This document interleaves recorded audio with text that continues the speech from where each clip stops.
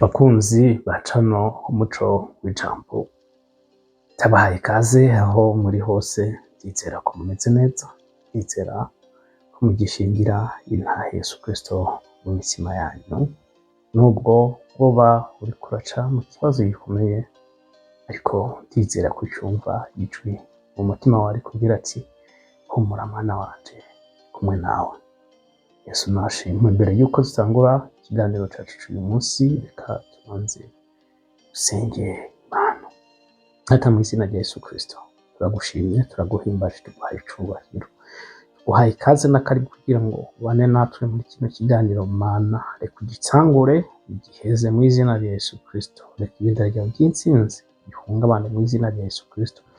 Mana, ndasenze senga kugira ngo uvugane n'imitima ya benshi. Ari umuntu Mwami Mana afise ikibazo c'ico cose, ukuvugane nawe mu izina rya Yesu.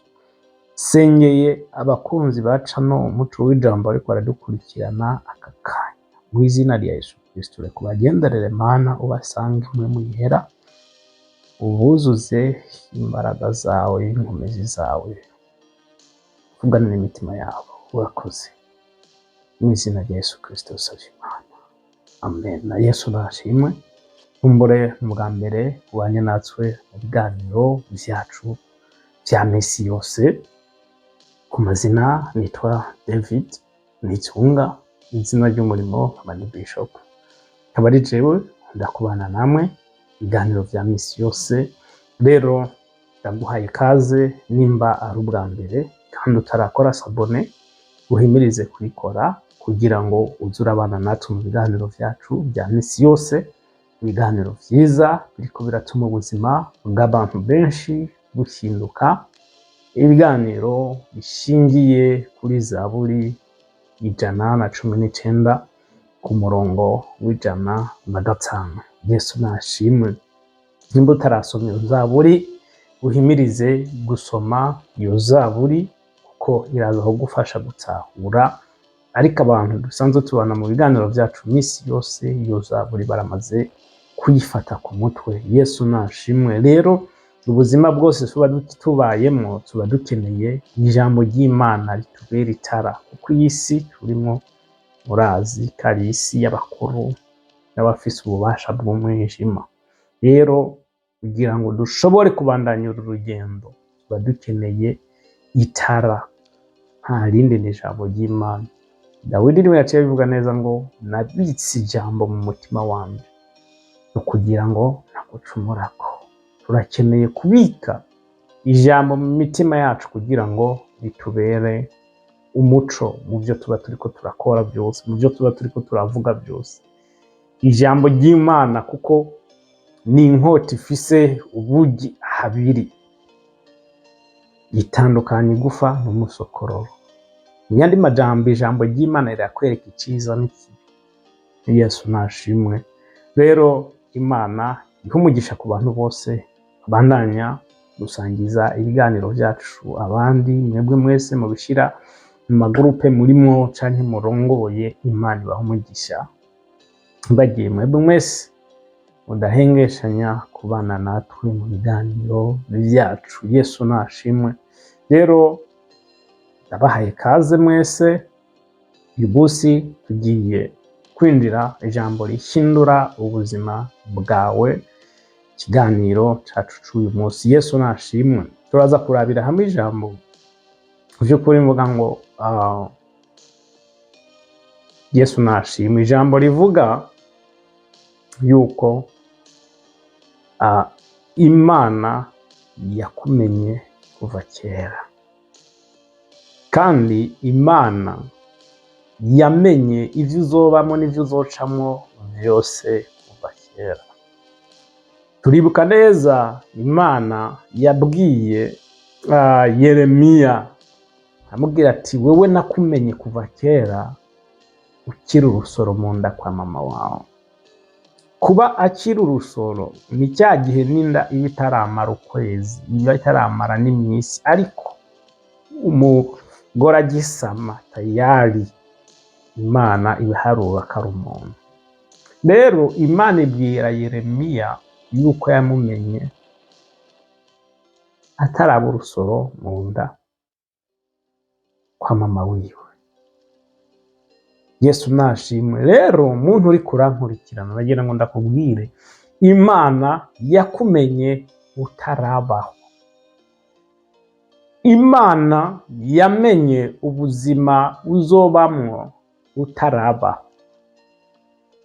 Ntiwibaze yuko Imana itari izi yuko Yuda azogambanira Yesu. Ntimwibaze yuko Imana itigeze imenya yuko Yuda azogurisha Yesu. Ntimwibaze yuko Yuda, Imana itari isanzwe ibizi yuko Yuda atazoba umwe mu ntumwa 12 za Yesu Kristo. Ntimwibaze yuko Imana itari izi nubwo yemeye yuko Yuda aba mu bigishwa ba Yesu, yuko Yuda atazoheza urwo rugamba canke urwo rugendo. Imana vyose yari ibizi. Nta surprise iba mu buzima bwawe Imana itabizi. Nimba waravutse umenye yuko Imana izi urugendo rwawe kuva umunsi wavutse kugeza umunsi wasubiye mu nda y'isi. Ivyo uzocamwo vyose, ivyo uzobamwo vyose, Imana irabizi. Rero ngaha munsi y'izuba nta surprise nimwe iri ku Mana, nta kimwe. Nta surprise nimwe ishobora kubaho bikunda. Vyose Imana ibizi. Kumbure ushobora kuvuga ati no, Imana yobibizi gute none ibi bibazo nkaguma ndabicamo gute? Abansi banje bakaguma bagwira, nkabura amahoro mu muryango, ku kazi nta mahoro, nama mu ntambara, ishari ryahagurutse ryabaye ryinshi, kandi Imana yarambwiye ngo muri aka kazi nyene niho impereye umugisha, ariko ko mbona ibi bintu bimeze ukuntu ukuntu. Nagira ngo ndakubwire, ishari nihaguruke canke rigwire ryiyongere, Imana irabizi. Nubwo ubona mengo Imana yacicitse ntikiravuga kubw'abo bantu baguhagurukiye n'ibindi, nta na kimwe Imana itazi. Ibintu byose biriko biraba Imana irabizi, kandi irazi n'ico iriko irakora. Nubwo ubona umaze gusenga igihe kinini ukabona amasengesho yawe ntariko arishurwa, nagira ngo ndakubwiza ukuri, Imana irabizi ivyo uriko uracamo. Imana irazi ibintu biriko birakugwanya. Imana irazi intambara uriko urahura nazo. Imana irazi ivyo urimwo vyose. Ikintu kikwereka yuko Imana ibizi izi izo ntambara zawe, izi ivyo uriko uracamo, niyo mpamvu Imana ica ibikurindiramo. Imana izi ivyo uriko uracamwo, niyo mpamvu ibikurindiramo, kugira ngo izo ntambara uriko uracamwo zitaguhitana, kugira ngo izo ntambara uriko uracamwo zitakwica. Niyo mpamvu Imana zikurindiramo.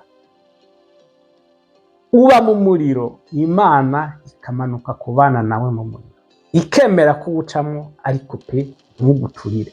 Erega aya majambo aba yanditse muri Bibiliya nitureke kuyatahura ku bigumbagumba n'ivyiyumviro vy'iwacu, ariko tuyatahure uko abavuga. Nimba Imana yaravuze ngo uzoca mu mazi, ariko ntazogira gute, ntazogutwara, ntazogutembana, bisiguye yuko utegerezwa kuyacamo. Nimba Imana yaravuze ngo uzoca mu muriro ariko ntuzosha, bisigura yuko utegerezwa guca muri uwo muriro. Rero Imana imvuga ikoresha ntivuga nk'umwana w'umuntu. Umwana w'umuntu niwe avuga amazi ugasanga ni amazi, umwana w'umuntu niwe avuga umuriro ugasanga ni umuriro. Ariko Imana imvugo yayo ibifobetse. Kenshi murabona Yesu ukuntu yigisha migani. Mbega amazi ku mwana w'umuntu ni iki? Imana yemera kacamo ariko ntamutware, n'ivyo bigeragezo uri kurahura navyo. Mbega uwo muriro ni iki? N'ivyo bigeragezo. Ariko intambwe ya mbere yo kubitsinda canke yo gushika aho Imana iriko iragushaka, bisigura yuko ubanza guca muri ayo mazi. Niwaca muri ayo mazi uzoca wambuka ugere hakurya. Umaze kugera hakurya uzoca utangura kurya ivyiza vyo muri ico gihugu, aho Imana yemeye kuca muri ayo mazi yose ukagenda ukajabuka mpaka hariya. N'ubundi niwaca mu muriro Imana ikavyemera, nuko ibizi yuko ibigufitiye ibintu hariya hakurya inyuma y'uwo muriro. Ntibivuze ngo ahantu hose haba hari umuriro, no, haba hari igice kiba kitari mu muriro, kandi n'umuriro ugiye kuwinjiramwo hari ahantu butari ugatangura kuwinjira mpaka ukawucamwo mpaka ukawusohokamo. Rero haba hari ivyiza n'ubundi biri inyuma y'uwo muriro. Ahubwo ico nogusaba nuko utahura ibi bintu, wimerere nk'akazahabu utuze, uce muri uwo muriro ushe, ariko ugume uvuga ati nubwo ndi muri uyu muriro sindi jenyene, kuko Imana iri kumwe nanje. Urabe inzahabu yiciye mu muriro ivayo iyagayaga. Yesu nashimwe. Ibi bintu umuntu ariko arabivuga canke uriko urabibona ubona yuko vyoroshe. Ndabizi n'ibintu bitoroshe, kandi benshi bibananira iyo igihe kigeze. Igihe kigeze kigeragezwa, ndakubwiza ukuri ni benshi bagwa hasi. Ariko nagira ngo ndakubwire, igihe cose ubona umuriro, ubona amazi mu buzima bwawe vyaguhagurukiye, icambere utegerezwa gukora ni uguhamagara Kristo akabana nawe, kugira ngo uwo mupfunda n'ubwo bukari bw'umuriro abihwamike, uce muri uwo muriro wemye. Be wibaza ngo Shadraka, Meshaki na Abedenego bari guca muri urya muriro bakawubamo bakawuvamwo amahoro iyo Yesu ataza kuba ari kumwe nabo? No. Mbe wibaza ko Daniyeli mu rwobo rw'intare yaza kuba atari kumwe na Kristo Yesu hajyaye, ko yari kuhasohoka amahoro? Wapi. Kubera iki? Kuko abaje kumutereramo batari bari kumwe na Kristo Yesu. Muribuka baje kumusohora hajya ukuntu babatereye, ariko zijya ntare zabafatiye hejuru, ntizemeye yuko banagera hasi. Iki ni ikintu kikwereka yuko by'ukuri umaze gutahura yuko uri kumwe na Kristo Yesu, ucugira izindi mbaraga, ucokomera. Yesu nashimwe. Erega kuba ukiri muzima si kubera abo bantu mukorana bakunezerererwa. Kubera ukiri muzima ntibivuze yuko ari abo bagenzi bawe muri kumwe mwirigwana bagufitiye imigambi myiza canke ivyiyumviro vyiza. Wapi. Kuba uriko uratera imbere si kubera abantu bari muri business yawe canke bakwegereye bagufitiye ivyiyumviro vyiza. Hani ivyo uzi, kuko hari benshi banaguha n'amasomo ariko ntunabimenye. Hari benshi bakuvuga nabi, bakwiyumvira nabi, bagufitiye imigambi binabiriye, ariko Imana ikaguma yakurinze. Kubera iki? Kuko izi ibintu byose bizokubako, kandi izi naho igomba kugushikana. Rero nagira ngo ndagutera intege, ntute umwanya wiwawe, nimutahura intambara zo mu buryo bw'impwemu. Niwamara gutahura urugamba rwo mu buryo bw'impwemu bica vyoroha, kuko niwabona hari ibintu biriko biragenda nabi mu kazi kawe, umenye yuko ari urugamba rwatanguye kera mu buryo bw'impwemu, ahubwo rurabona yuko wewe mengo nturi kurabibona, nturi kurabitahura. Ariyo mpamvu Satani aca agerageza abizane mu buryo buboneka, utangure kubibonesha amaso yawe, kuko byarakunaniye kubona mu buryo bw'impwemu. Hari abantu benshi bafise impano, iyo ikintu kigomba kuba bakibona mu iyerekwa canke mu ndoto canke mu zindi nzira zitandukanye, ariko iyo ibintu bitanguye kuza mu ndoto, mu by'ukuri umenye yuko ivyo bintu bitabaye aka kanya. Ivyo bintu biba vyarabaye, vyarateguwe, vyaramaze gupangwa, ahubwo biba bigiye, hari biba bigiye gusohora canke n'ivyamaze gusohora. Rero mu by'ukuri niyo mpamvu mukwiye gutahura intambara zo mu buryo bw'impwemu. Imana igukoze ku maso ukaraba, imigabo n'imigambi abadayimoni intambara bapanga ku bw'ubuzima bwawe wewe, wocuha Imana icubahiro ukavuga ati Mana ndagushimiye kuko ukuntu nkunda. Buri munsi buri joro bo murango abadayimoni inama ziraterana, bariko baraza kugaba ibitero kuri wewe, ariko Imana ikabizimya vyose. Yesu nashimwe. Rero kubona ugifise ako kazi urimo suko benshi bakwishimiye, suko bagukunze ukaguha, kuko hari benshi mukorana bagufitiye inzigo, bagufitiye urwango, ahubwo bonezerwa babona akazi ugahevye, bakwirukanye utashe canke urwaye canke unapfuye. Hari imigambi Satani aba ariko arapanga ku buzima bwawe umunsi ku yundi, ariko kuba ukiri muzima nuko Imana yakumenye kera kandi ikakubwira ngo urugamba si urwawe ariko ni urwanje. Yesu nashimwe. Urugamba ni urw'Imana si urw'iwawe, kuko yaza kuba ari wowe urwana uru rugamba, ndakubwiza ukuri uba waragiye, uba waraneshejwe kera. Si uko bizinesi yawe kurakora abantu bose bakwishimiye, yuza kuraba imitima yawe baba bakwegereye hafi yawe, hafi yawe, bajya baba bakwegereye hafi yawe. Imigambi baba bagufitiye. Imana mu by'ukuri yaranyegeje ibanga, inyegeza abantu kubona umutima w'undi. Kubera iki?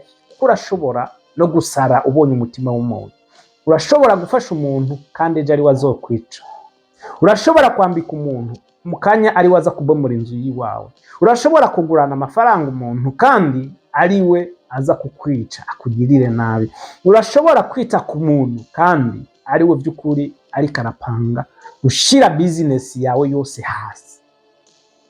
Urashobora utunga umuntu canke kumwitaho ukamufasha uburyo bwose ku biti no ku mabuye, ugakora ibishoboka byose, ariko ari we ariko aragutegurira imigambi mibi yo kuguhemukira no kugira nabi. Imana my friend, ndababwiza ukuri, Imana ni umushinga arenze abandi bose. Niyo mpamvu yahishije ibanga ry'umuntu. Imana yarahishije ibanga ku mutima w'umuntu, iranyegeza umuntu uwo ari umutima wiwe kugira ubumenye. Biragoye kuko Imana ikuguriye umutima w'umuntu wewe wotangara. Umuntu urashobora kumubona yambaye umupira wera asa neza derere, umubona uvuga ati ni mwiza kweli, asa neza, aratesa ibi na biriya, ariko indani yirabura kurusha za nkono bateka kiwe, yirabura mu mutima wiwe kurusha za nkono batekesha kwinkwi. Imana niyo mpamvu yanyegeje umutima w'umwana w'umuntu. Mbega umwana w'umuntu ni iki? Umuntu yubahuka kugambanira Imana, kwihinduka umuremyi. Ninde muntu adashobora kugambanira? Umuntu ashobora kuba yarahemukiye Imana akigira bisiga basha n'icyo, akigira umugararije, akagarariza Imana, agashaka kurwanya Imana. Yoreka gute kukugirira nabi, kugambanira umuntu mugenzi wiwe?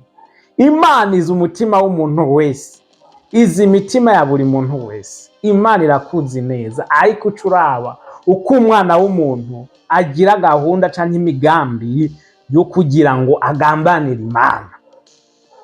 Yesu akiza abantu bavuga ngo wozana, ariko mukanya avuze ati barakubesha, ahubwo wewe nubambwe, nibakwice bakubambe. Ivyo ntivyakozwe n'uyundi, vyakozwe n'umwana w'umuntu. Mu yandi majambo, uhuye n'umwana w'umuntu adafise Imana mu mutima wiwe, warenze igikoko cyo mu ishyamba. Ni mubi gose. Umuntu adafise Imana mu mutima wiwe ni mubi, sinonamwitwa n'umugome, arenze umugome. Umuntu ahinduka asubira kuba umuntu iyo yakiriye Kristo Yesu akamuha ubuzima muri we. nihahinduka, nihabona, akagira na mutima wo kuvuga ati no, sinshobora gukora ikibi, sinshobora gukora ibi na biriya, no, sinshobora. Kubera iki? Ufise umutima w'Imana muri wewe uguma ugucira urubanza. Turi umwana w'Imana, no, ntiwokora ibi, ntiwokwiba, ntiwokwica, ntiwogira ibi na biriya, bijya vyaha byose. Kuko Kristo yamaze kuza muri wewe, aguteramo umutima uhamwemu wiwe kugira ngo akurongore mu nzira zo kugororoka zose, ku buryo ikibi nawe ukibona ko ari kibi, n'iciza ukakibona ko ari iciza. Ariko iyo udafise mpwemu w'Imana mu mutima wawe, ndakubwiza ukuri, uburutwa n'igikoko. Uwo muntu aba mubi gose, akarusha n'ibikoko vyo mw'ishamba. Abaruta ibikoko vyo mw'ishamba, kuko ibikoko vyo mw'ishamba urashobora kwirenganira ntihagire ikintu na kimwe bigutwara utabisotoye canke ibigwanye. Ibikoko vyo mw'ishamba kenshi biza kukwataka biriko birigwanira. Ariko umwana w'umuntu suko bimeze. Iyo adafise Imana abarenze ivyo bikoko, kuko niyo umugirira neza, iyo neza ntayibona. Iyo neza ntayo ni bake, uretse abantu bafise Imana gusa, nabone bashitse ku musaraba nibo babona iyo neza y'Imana. Kavuga ati umuntu kari karangirira neza, kanande ndamwitura neza. Ariko benshi,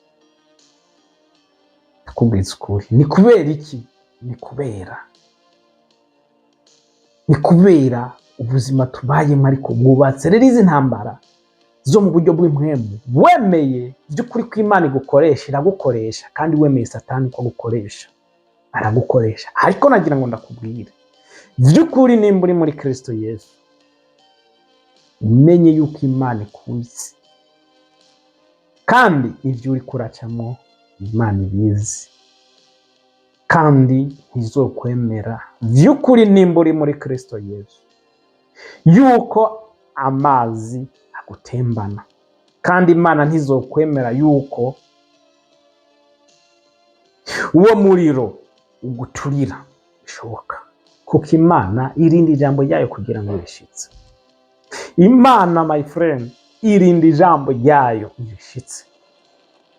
Irinda ijambo ryayo kugira ngo irishitse. Imana ntigera ibesha.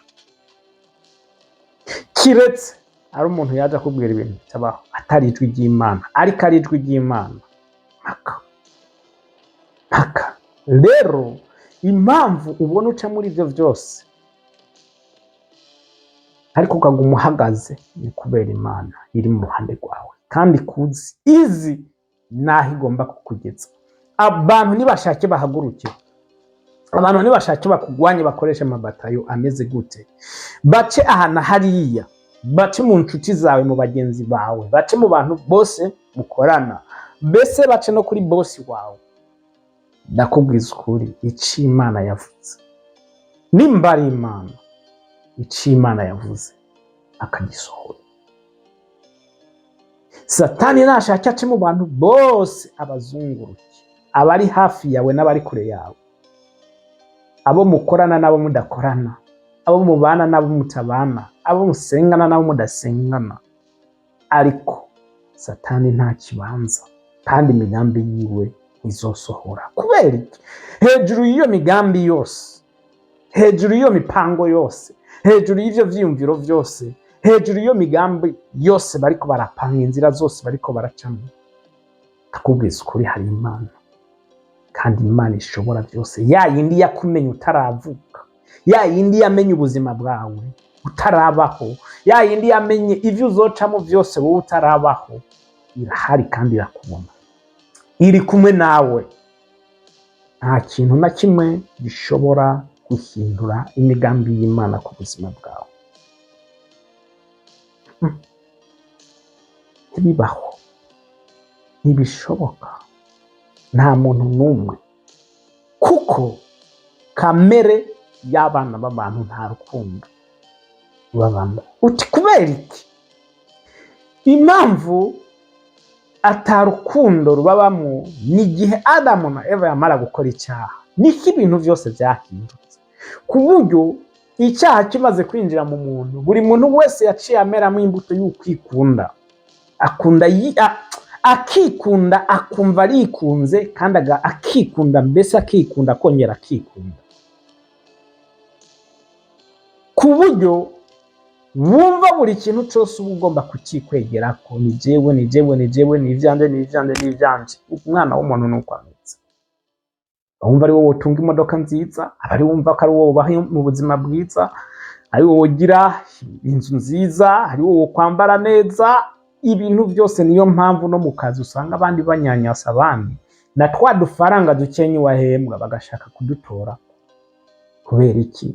Jewe ikintu ushaka nko kiba kibabaje nko kumuyeda bakorera amafaranga makeya, ugasanga umubosi cyangwa umuntu yamurangiye yawe akaza amugira ati uzokorera 5,000 ariko uzozura 2,000, kandi wewe wakorera mu 10 n'ayandi ku munsi, wewe uwaje gukorera 5,000, gasanga mubwiye ati uzozura 2,000 nawe twara 3, ariko wa muntu kubera yikeneye akavuga ati nta kundi nyene. Urumva saho gusa ko n'akarorero gatonya, ariko ibi bintu byuzuye. Abantu barikunda, bakunda ibyabo, bakunda inoti, bakunda abantu baremera bagahemuka kubera amafaranga, bagatakaza umuntu ariko bakiruka inyuma y'amafaranga, ariko bakibagira inyuma y'amafaranga ko hari umuntu. Mu by'ukuri umuntu akeneye amafaranga, ahubwo ubaye umunyabwenge wogira abantu, kuko abantu nibo bazana amafaranga.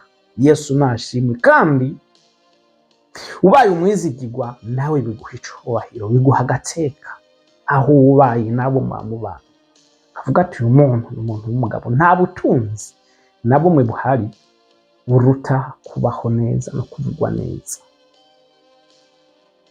Kubaho neza udafise umutima gucira urubanza yuko wahemukiye umuntu, ubwo n'ubutunzi bukomeye. Kubaho neza uvugwa neza, ubwo n'ubutunzi bukomeye. Ariko nta muvumo urenze kubaho uryamye kumva ijwi riko yagucira ibibanza ati wamuhemuwe, raba runaka wamuhemukiye, wamugira ibi n'ibi na biriya. Abantu bose aho uciye bakuvuma, utonasaba n'amazi yo kunywa. Ariko ndakubwiza ukuri, ivyo uba uriko uracamwo vyose, mwana w'Imana, by'ukuri Imana irabizi. Gusa wirinde bive kuri wewe kubera ibyaha vyawe, hama ngo uri kumwe n'Imana, kuko ibyaha rimwe na rimwe biratuzanira ingorane, biratuzanira ingaruka, kandi zikaba ari zibi. Ariko nimba ivyo uriko uracamwo uzibyuka ata kibazo na kimwe bifisemo, ukwiye kwiterera hejuru ukavuga ati Imana ndagushimye kunzi kandi uzi ivyo ndiko ndacamwo byose. Yesu nashimwe. Rero Imana irakuzi kandi izi ubuzima bwawe, ahubwo rondera Imana. Ntugwane uru rugamba mu buryo bw'umubiri, no. Usigwa rugamba mubona mu mafilime ngo mugiye kugwana murasana amarokete n'ibindi, no. Siko bimeze. Ni urugamba rwo mu buryo bw'umwemu. Urekura amabombe y'amasengesho. Yesu nashimwe. Amabombe y'amasengesho, usenge. Nimba ubona basi bakuri impande zose mu kazi kawe, ahura aho ubaye, business urimo, ivyo urimo byose, mbese ubona basi imbere yawe, ni vyiza yuko utangura gukoresha ibigwanisho by'uburyo bw'imwembo. Urekura amajambo y'Imana, urekura amasasi, urekura amabombe. Yesu nashimwe. Usenge. Nimba wasenga rimwe ku munsi, senga kabiri. Nimba utiyiriza, funga, wisonzeshe. Yesu nashimwe. Usenge. Uru no rugamba rwo mu buryo bw'imwembo. Si urugamba utora imbugita n'ibindi, no. Si urugamba ugenda kwiga amakarati ngo ugende kurwanya abantu, no. Ivyo ntibikora. Ni ugusenga Imana, gusenga. Uyu mubiri ukawubwira ati wa mubiri we ndakurambiwe, wa mubiri we ndakurambiwe, ngiye gushira ku musaraba. Hamusenga Imana. Bivyo kujya ubihagarika ivyo bintu n'ibindi, aho wakaririye ni kera, kandi ivyo biriko birarondera, biza birondera uyu mubiri. Yesu nashimwe. Senga. Gusenga ni ikigwanisho gikomeye gose. Yesu nashimwe. amasengesho, ni inkoho zikomeye, n'amaroketi akomeye, n'amamisiri akomeye, n'amabomba akomeye gusenga. Ahandi urugamba twebwe tururwanira mu bihugu. Imana irabizi, irazi ibyo ucamo n'ibyo, ariko Imana irifuza nawe yuko ubana nawe. Imana irifuza yuko ubana nayo mu byo ibiriko irakora, nimba iriko irarwana urugamba. Imana irashaka intambwe yawe, uvuge ati Imana raba urugamba uku n'uku n'uku ndaruguhaye, hama ikore. Ntugende uryame usinzire hama ureke, no. Imana iri kumwe nawe, kandi nta muntu n'umwe ashobora guhindura ivyiyumviro, imigambi y'Imana ku buzima bwawe. Bakugwanye bareke, bagira ivyo bashaka, kuko abansi ufise ni benshi abo utanazi. Imana yarakunyegeje, Imana yarakwimanye, Imana yarakubundikiriye nka kurya inkoko zibundikira imiswi yabo. Imana yagushize munsi y'amababa yayo. Niyo mpamvu ibintu byinshi bikurondera bikubure. Rero iyo Mana by'ukuri, nimba uri munsi y'amababa y'Imana, nagira ngo ndakubwira aho uri hose unezerwe kandi witerere hejuru, yuko ibikugwanya, ibikurondera bidashobora kukubona. Bizopambana n'Imana, kuko nta muntu ashobora kugenda gukora ku miswi y'inkoko iri munsi y'amababa ya nyina, ko ayishikira abanza kugwana na nyina kugira ashikire iyo miswi. Haleluya, Yesu nashimwe. Rero nagira ngo mwumve yuko murinzwe, nagira ngo mwumve yuko ivyo muba muriko muracamo mutari mwenyine, kandi ibi si ibintu bibaye uyu munsi, ibi ni ibintu byamyeho kuva kera. Na Dawidi yaraciye mu rugamba rukomeye, afise abansi benshi bariko baramugwanya, ariko Imana yari yaramutoranije. Yesu nashimwe. Imana yari yaramutoranije, Imana yari yaramutoranije. Yesu nashimwe. Imana yari yaramutoranije ko azoba umwami. Hari icyo Imana yari yaramuvuze ko kuva kera. Ico Imana yari yamuvuze ko nticyahindutse, no, ntikigeze gihinduka habe namba. Kubera iki? Kubera Imana irinda ijambo ryayo rigashika, canke ngo rishike. Imana iteramira ijambo ryayo iba yavuze kugira ngo risohore. Yesu nashimwe. Rero Dawidi yaciye muri vyinshi, aca arabona kabisa urugamba yaciyemo, ivyo yagwanye navyo, ivyo yahanganye navyo, ko atari we vy'ukuri yatumye agera hageze. Yesu nashimwe. Aravuga ngo yuhoraho aza kuba atari mu ruhande rwanje, abansi banje baba baranyishe, kandi ngo baba baranize bungura sikumira bumwe. Yesu nashimwe. Iryo jambo turirabe muri Zaburi 124. Yesu nashimwe. Dawidi yari yarahishuriwe, yariko arahimbaza Imana, aririmba kubera ivy'Imana, kubera ivy'Imana yagize gute, yamukoreye. Yesu nashimwe. Arabona, aravuga ati ni Imana yabikoze, iyo si umuntu, ni Imana, ni Imana. Yesu nashimwe. Arabona ati ni Imana. Atangura kuririmba, atangura kuririmba. Izaburi 124, umutwe w'ijambo urumva, ni Zaburi yo mwiduga, ni ya Dawidi. Yesu nashimwe. Dawidi atangura kuririmba, aririmba. Umurongo wa kabiri havuga ngo iyaba Uhoraho atari we yari mu ruhande rwacu, hamwe abantu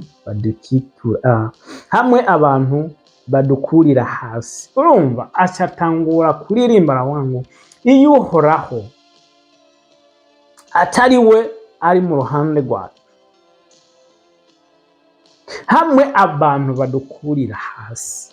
Rero iyo uhoraho atari we ari mu ruhande rwawe, mu gihe abantu bagukuriye hasi ko kurwanya canke bagufitiye imigabo n'imigambi mibi kugira ngo bakugirire nabi,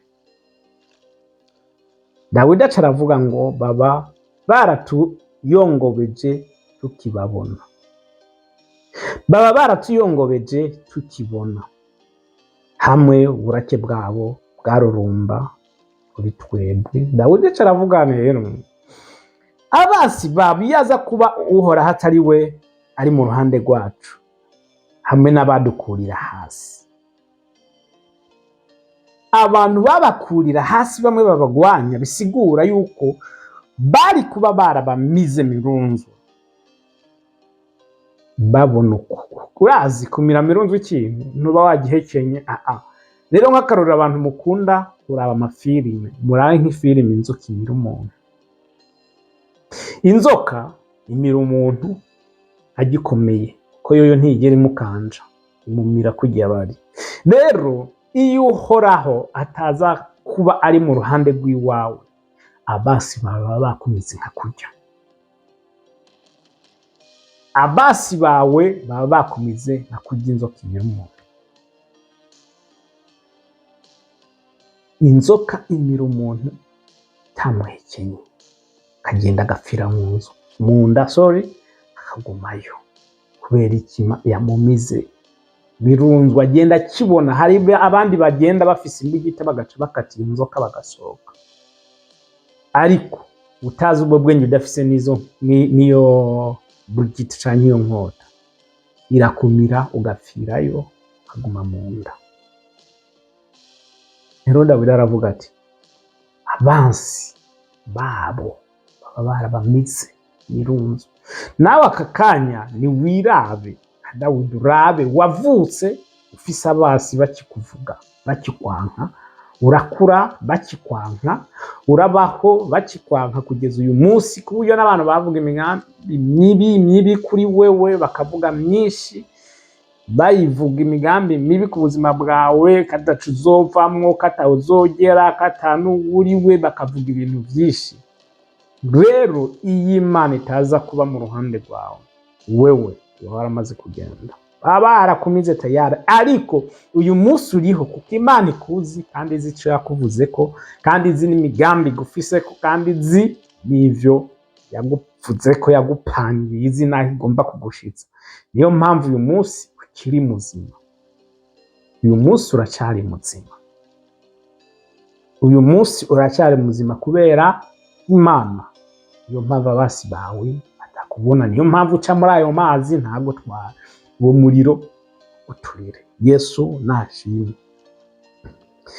Umurongo wa 4 ngo amazi aba yaraturengeye gose, isuri iba yararenze ku bugingo bwacu. Amazi aba yarabamize kabisa, n'isuri iba yararenze ku bugingo bwabo. Yesu nashimwe. Rero nawe amazi aba yaragutwaye, niyo suri iba yaramaze kugera ku bugingo bwawe. Mu yandi majambo ntubu ukibukwa, uba waribagiranwa. Ariko Imana yarakurinze, nubwo abansi bawe bariko barakurondera, bariko barakugwanya, bariko barakurondera umurango nijoro, aho uri hose, ariko Imana ibandanya kukurinda. Yesu nashimwe. Nagira ngo iyi zaburi by'ukuri muntu uri kurankurikirana uyisome uyitondeye, uyibemwo, utangure kwibona nka Dawidi. Yesu nashimwe. Yesu nashimwe. Umurongo wa 6 Dawidi yaciye avuga ngo ahubwo kubw'ivyo ngo uhoraho ashimagizwe, kubera Imana yabimanye, kubera Imana yabagwaniye. Abasi ntibabamira mirunzwa, isuri ntiyabatwara, ntibabura ubugingo bwabo. Uhoraho nashimagizwe. Yesu nashimwe. Ivyo uri kuracamo vyose, ahubwo banza wiyumvire ivyo umaze gucamo nivyo bikomeye kuruta utuntu uri kurabona uyu munsi, aho gushima Imana. Bwire ati ndavye iyo wankuye, iyo ndiko ndaja ndazi ko horoshe nurya rugamba ugiye kurutsinda, ahubwo utangure gushimagiza Imana, utangure guhimbaza, utangure gutazira Imana mu majambo. Yesu nashimwe. Umurongo w'indwi, ubugingo bwacu bukize nk'uko inyoni iva mu mutego w'abatezi, umutego uracitse natwe tuvamwo turarokoka. Urumva, iyo uri mu rugamba uba umeze nk'ukuntu umwansi yateze inyoni. Inyoni bamaze kuja mu mutego nta kindi bisigaye ivuga ati tayari handindiriye gupfa, ariko umutego iyo ucitse ikiguruka, ibirokotse bigaciguruka, ikagendera avuga ati yo nari mpatsu, nari mpfuye, nari meze gute. Rero nawe yaciye abona yuko abo bantu baba bameze nk'abantu bateze imitego, twe tumeze nk'inyoni canke umeze nk'inyoni wewe uriko uraca muri icyo kibazo. Abo bantu baba bakugwanye bashize imitego kugira ngo yigwemo, ariko Imana igaca iyica hama nawe ugacuguruka ukaba urokotse umutego w'umwansi. Niyo mpamvu namye mvuga n'iyi saha nkivuga ati Imana yakumenye ukiri urusoro mu nda ya mama wawe. Yesu nashimwe. Aya majambo n'ayawe uyu munsi. Umurongo w'umunani, ugutabagwa kwacu kuboneka mu izina ry'Uhoraho yaremye isi n'ijuru. Ugutabagwa kwawe nta handi kuboneka, si ukugenda nawe uvuga abo bantu bariko baragufata nabi canke bariko barakugwanya, kugenda gukora ibintu biriya bitameze neza ngo bihore, ngo ubereke nawe kurenze ubishoboye kuvuga ibintu biriya, no. Si ugukoresha ubupfumu n'ubukonakonyi n'ibindi, no. Si ugukora ibintu by'amanyanga n'ibindi, no. Ariko gutabagwa kwawe kuva ku Mana yaremye isi n'ijuru. Imana yakuremye wewe utarabaho. Iri jambo munzoze muraryibuka, nta mushumba aruta shebuja. Yesu yarabivuze neza, kuko ivyamubaye ko isi nimba yaramwanse namwe itegerezwa kubanka. Rero ntiyo bakunda, kuko isi bakunze uzoca umenya yuko nayo wabaye umunyavyaha. Kuko isi y'ubukunze ibikunze cayo, ariko nimba isi iriko irakugwanya umenye yuko utari uw'isi. Yuza kubura uw'isi siba yaragukunze. Rero wewe Yesu bamwanse wewe batarakwanka, Yesu bamuvuze wewe batarakuvuga, Yesu bamubeshe wewe batarakubeshera, Yesu baramuvumye wewe utaravumwa, Yesu mbese yaciye muri ivyo vyose uri kuracamo wewe utarabicamo. Rero niyo mpamvu akuzi kandi azi n'ivyo uri kuracamo vyose. Birakubabaje, biraguhangayikishije Yesu. Nivyo Yesu biraguhangayikishije, ariko ikintu utegerezwa gukora, ibwire Yesu. Ubwire Yesu n'inshuti yawe magara n'umugenzi wawe arakumva, nta na kimwe kimutera isoni wewe. Ivyo umubwira vyose, ivyo vyose ubona biguteye isoni utubwira umuntu, aravyumva kandi aragutahura kandi anavyakira. Yaravuze neza ngo nimuze abarushe n'abaremerewe. Igihe uca mu rugamba ukabona rwakuruhije warengewe, nakubwiza ukuri, ubwire Yesu arahari ku bwawe. Komere, ushikame, nturi wenyine. Ibiriko biraba, ibyo uriko uracamo byose, nturi wenyine. Imana irakuzi, yakumenye kiri urusoro mu nda ya mama wawe, kandi abazi ubwo bohaguruka gute, bakugwanya bareke, bavuga bareke. Nta muntu ashobora gutsinda Imana, ngo Kristo Yesu yaranesheje. Intsinzi ya Kristo, kandi iyo Kristo yinjiye mu rugamba umenye ko baruheze kuko agwana neza. Haleluya. Imana iguhe umugisha nshuti mukundwa, kandi komere. Kristo araje gutunganya ibintu byose bidatunganye. Aho wari umaze iminsi urira, Kristo araje guha umunezero, mahoro agiye kuyaguha mu izina rya Yesu Kristo, amen. Imana ibamugisha. Byizera yuko mu by'ukuri Imana ivuganye namwe muri kano kanya. Yesu nashimwe. kandi ayo majambo yafate n'ayawe mu by'ukuri, n'ayawe yafate uyabemwo uyagenderemo. Yesu nashimwe tugize muri cya gihe cyiza cy'umuntu atarakira Yesu Kristo, kuha ubugingo bwawe umwami Yesu Kristo akagucungura, akakubohora, akakugira umwana. Yesu nashimwe. Ni ukwizeresha umutima wawe, ukatuza akanwa kawe ko Kristo Yesu ari umwana w'Imana, yafuye ku musaraba azira ibyaha byawe, kandi nawe uracukizwa.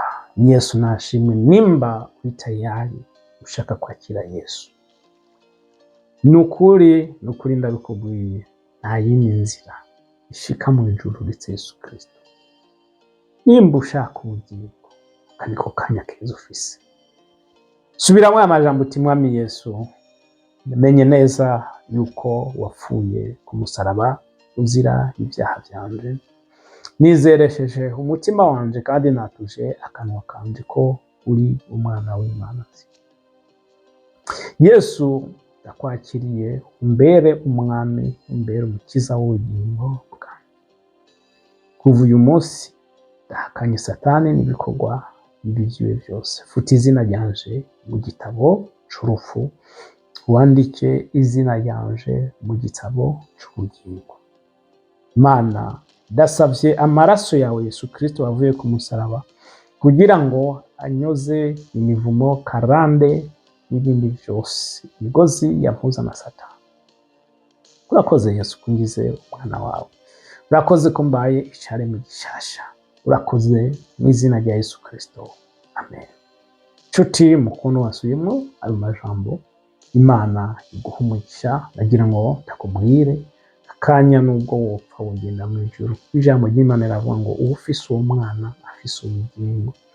Rero nawe afise ubugingo muri Kristo Yesu, ufise ubugingo. Haleluya.